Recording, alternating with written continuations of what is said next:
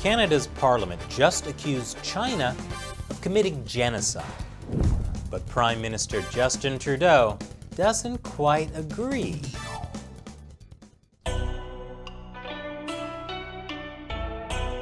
Welcome to China Uncensored. I'm Chris Chappell. Today, we're going to be talking about genocide and why it's so hard to identify. It's almost as if when an authoritarian regime purposefully tries to destroy a group of people, they also want to hide the evidence and lie about it. Earlier this week, Canada's parliament declared China's treatment of the Uyghurs genocide. That's pretty significant, making Canada the second country after the US to officially use the G word.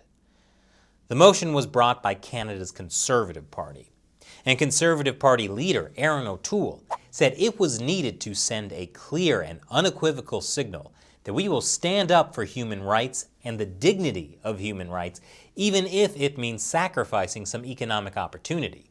And while standing up for human rights shouldn't be controversial, it was very controversial.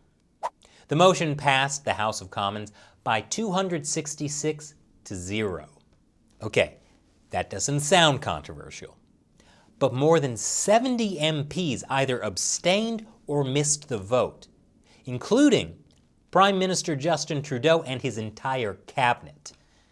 Foreign Affairs Minister Marc Garneau was the only cabinet minister present.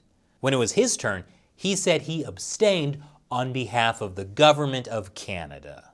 By the Government of Canada, he means the Prime Minister and the Cabinet, what the US would call the executive branch. Parliament was voting on a non-binding resolution. That means it officially recognized the genocide, but it didn't actually require the government to do anything about it. The House of Commons is just saying that they recognize the Chinese Communist Party is committing genocide. They're also calling on the IOC to move the Olympics if it doesn't stop, and for the Canadian government to officially call it genocide. Yeah, I'm going to say those last two things are probably not going to happen. You see, ahead of the vote, Justin Trudeau had called genocide an extremely loaded term. And he said, when it comes to the application of the very specific word genocide, we simply need to ensure that all the I's are dotted and the T's are crossed before a determination like that is made. Sure, that sounds reasonable.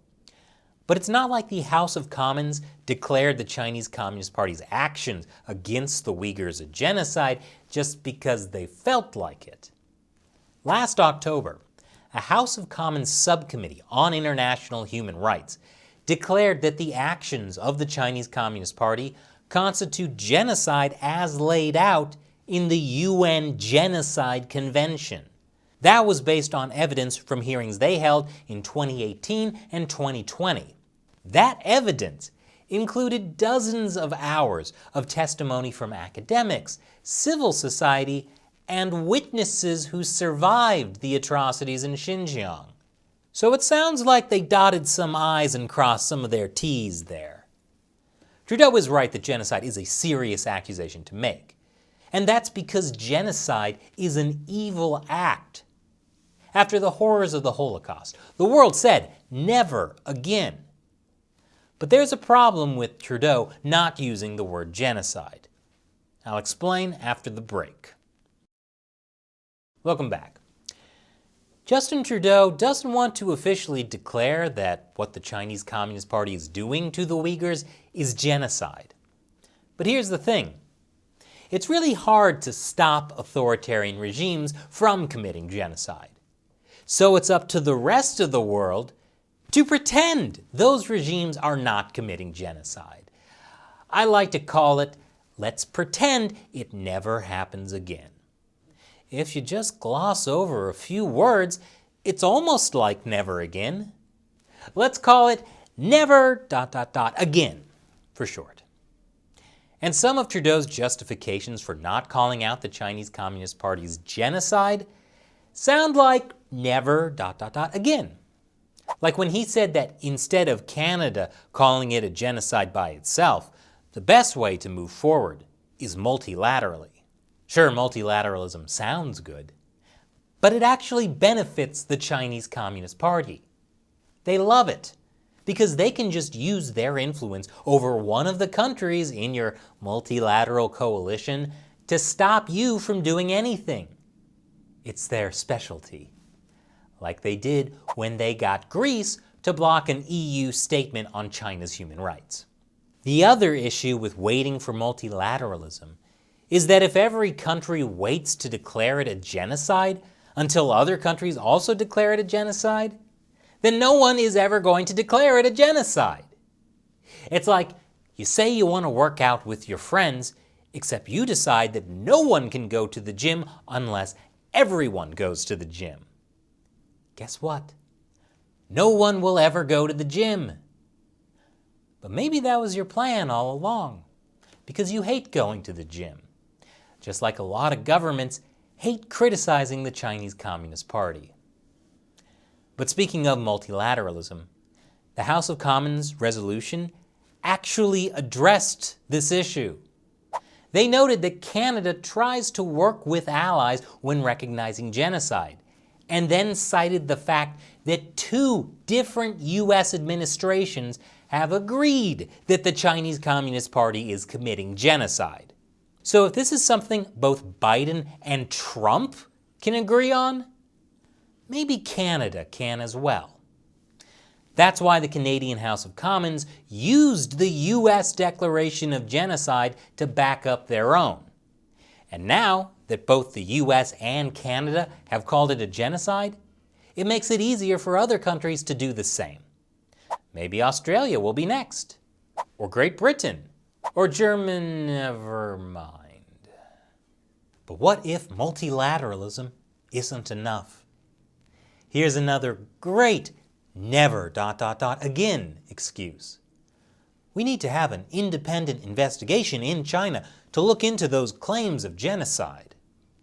That's basically what Canada's Foreign Affairs Minister Marc Garneau said. He's the guy who abstained from the genocide vote on behalf of the Trudeau government. Garneau said the government takes allegations against China very seriously and has raised its concerns directly with the Chinese government. Yeah, that'll show him. Garneau said Canada wants independent investigators to go into China to document abuses and is working with international partners to gain access to the region. Hey, that's a great idea. Maybe those independent investigators can be sent by some international body dedicated to human rights, like the UN Human Rights Council. I'm sure that China, which sits on the Human Rights Council, would definitely let that happen in a totally independent way. Look, I'm not saying there shouldn't be independent investigations into the genocide of Uyghurs.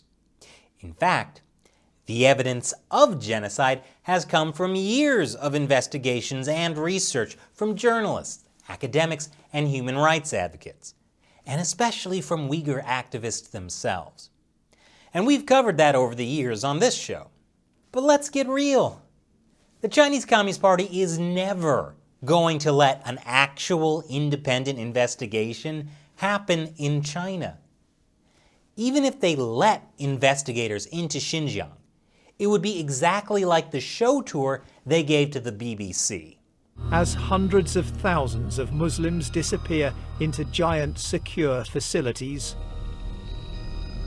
China has begun taking a few selected journalists inside.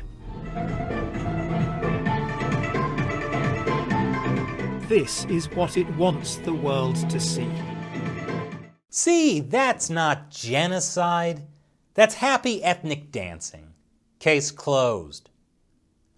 By the way, if you want to hear what it was like to be given one of the Communist Party's show tours, check out this episode of our podcast, China Unscripted, where we talk to an Albanian journalist who visited those concentration camps. It's a crazy story. But the point is, if you're going to wait for an independent investigation in China before you decide whether they're committing genocide, you're never going to call it genocide. But maybe that was your plan all along. Now, a lot of these controversies also came up when former U.S. Secretary of State Mike Pompeo declared what was happening in Xinjiang both crimes against humanity and a genocide. Most recently, Foreign Policy published an article about how State Department lawyers concluded there was insufficient evidence to prove genocide in China. Basically, the State Department lawyers determined that the Chinese Communist Party was definitely committing crimes against humanity. And the lawyers didn't say that there wasn't genocide, but that legally speaking, there may not be enough evidence to prove there was genocide in court. But the article goes on to say that some legal experts disagree with the narrow definition used by the State Department lawyers, and say there's ample evidence that China has engaged in genocide. In any case, while the lawyers can advise the Secretary of State, he makes the final decision, and Pompeo declared it a genocide. During his confirmation hearing, current Secretary of State Antony Blinken said he stands by Pompeo's designation of genocide, although there are also reports that the Biden administration is currently reviewing that genocide designation. Both the State Department and the Canadian Parliament's designation of genocide rely on the UN Genocide Convention. It says that genocide is any of the following acts committed with intent to destroy, in whole or in part, a national, ethnical, racial, or religious group. That includes killing members of the group, causing serious bodily or mental harm, deliberately inflicting on the group conditions of life calculated to bring about its physical destruction, in whole or in part, imposing measures intended to prevent births within the group, and forcibly transferring children of the group to another group. When most people think of genocide, we think of mass murder, like what happened in Rwanda. But according to the UN, it includes other attempts to destroy a group as well. And according to this definition, the Chinese Communist Party's torture and brainwashing of Uyghurs, their forced sterilization of Uyghur women, their separation of Uyghur children from their parents, would all count as genocide. But maybe it shouldn't count as genocide. That's the incredibly brave argument that The Economist is making. Why is The Economist arguing that we shouldn't call it a genocide? I'll get to that after the break. Welcome back. The Economist argues that we shouldn't call China's genocide a genocide. You see, just as homicide means killing a person, and suicide means killing yourself, genocide means killing a people. China's persecution of the Uyghurs is horrific, but it's not slaughtering them. Okay, Economist, first of all, yes, it is slaughtering them for their organs. But please, continue with your argument. I want to see where this is going. Until now, America's State Department had applied the genocide label only to mass slaughter, and even then, it often hesitated, for fear that uttering the term would create an expectation that it would intervene. It did not call Rwanda's genocide a genocide until it was practically over. Hold on. I'm pretty sure it was a huge mistake for the U.S. not to call Rwanda's genocide a genocide until it was practically over. It's not an example of what we should keep doing. But go on. By accusing China of genocide, the U.S. is sending the signal that its government has committed the most heinous of crimes. And yet at the same time, it is proposing to deal with it over global warming, pandemics, and trade. Yes, I agree this is a problem, but maybe there's another solution to this that doesn't involve changing the definition of genocide. Here's the thing. In their truly despicable article, The Economist makes a good point. How can other countries accuse the Chinese Communist Party of genocide and still treat them like a normal government? That's the fundamental problem with recognizing the Uyghur genocide. If we start using the G word, then why don't we treat China like Rwanda or Sudan? How can we have the Olympics there without it turning into the genocide Olympics? How can we trade with China? How can we have state visits?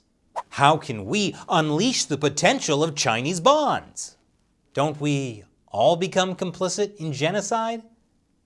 Well, yes, we are all complicit in genocide. The world has gone from never again to let's pretend it never happens again. But as long as governments can do the diplomatic equivalent of shoving their fingers in their ears and going la la la la la la la la la, they will still do business with the Chinese Communist Party. But guess what? The genocide isn't going to go away just because we keep doing business with them. In fact, a new independent tribunal has formed in the UK to investigate whether the Chinese Communist Party is committing genocide. It's chaired by Sir Geoffrey Nice. He's the same guy who chaired the China Tribunal on Forced Organ Harvesting. That tribunal determined that China had been killing prisoners of conscience for their organs for years, including both Falun Gong practitioners and the Uyghurs. Forced organ harvesting, by the way, is a big elephant in the room when it comes to the genocide designation. As more governments acknowledge that the Chinese regime is committing genocide, the evidence of organ harvesting becomes harder to deny. And as more evidence emerges that the Chinese Communist Party is killing Uyghurs for their organs, it will get harder for The Economist or Justin Trudeau to claim there's no mass killing going on. And Western governments might have to actually ask themselves, should we really be pumping money into China? Which is why the Chinese Communist Party absolutely hates all this talk of genocide. Their state-run media are trying to discredit it as much as possible. And if Chinese state-run media wants us to keep quiet about something, you know it's precisely something we should all be talking about. And now, it's time for me to answer a question from a fan who supports the show on the crowdfunding website Patreon. Go to patreon.com/ChineUncensored to learn more. Weish asks, Chrysantine, are videos of coerced confessions effective propaganda? Are the Chinese people really fooled by them? Well, Weish, it depends on what you mean by effective propaganda. Do Chinese people believe that these people are making genuine confessions about their crimes? I would say they probably generally know these confessions are coerced, especially if they're older and lived through the Cultural Revolution. But that doesn't mean these forced confessions aren't effective. Even if people don't believe in the content of the confessions, they know that they don't want to be the ones making a forced confession themselves, which means they don't want to cross the Chinese Communist Party. And that's the most effective tool of all. Thanks for your question, Weish. And thank you for watching. Once again, I'm Chris Chappell. See you next time.